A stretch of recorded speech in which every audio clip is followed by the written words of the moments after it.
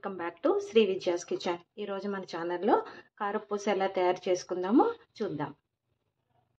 కారపూసకి మనం ఒక glass rice flour తీసుకుంటే దానికి ఒక 2 స్పూన్స్ బేసన్ పౌడర్, ఒక 2 స్పూన్స్ సరిపోతుంది.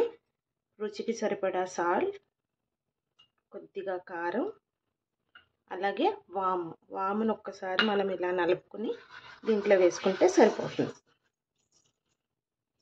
ఇవన్నీ వేసుకున్న తర్వాత కొద్దిగా గోరువెచ్చని నీళ్ళు వేసి ఈ పిండిని మిక్స్ చేసుకుందాం.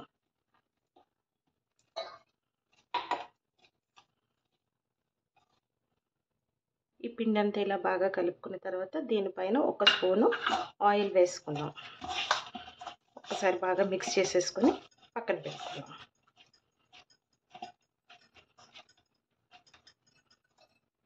పెట్టుకున్న పిండిని మన దగ్గర కారపూస తయారు చేసుకునేది ఉంటుంది కదా, దాంట్లో పెట్టుకొని దీనికి మనం ఆయిల్ కానీ లేదా వాటర్ కానీ అప్లై చేసి మనం దీంట్లో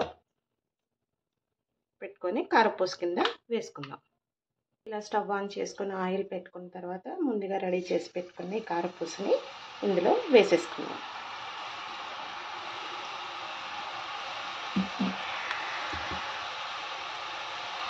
ఇలా రెండు వైపులా ఫ్రై చేసుకుందాం.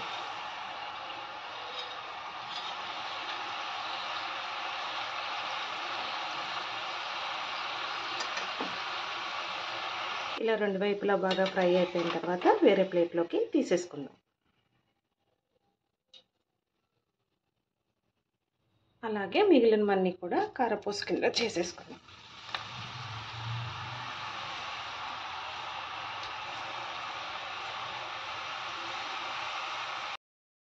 ఎల్లో కరివేపాకు కూడా ఫ్రై చేసేసుకుందాం. ఇలా అన్నీ ఫ్రై చేసి పెట్టుకున్న కారపూస పైన ఫ్రై చేసి పెట్టుకుని ఈ కరివేపాకు కూడా యాడ్ చేసేసుకుందాం. మనకి ఒక గ్లాసు రైస్ ఫ్లోర్కి ఈ సైజు కారపూస 7 to 8 పీసెస్ కింద వస్తాయి.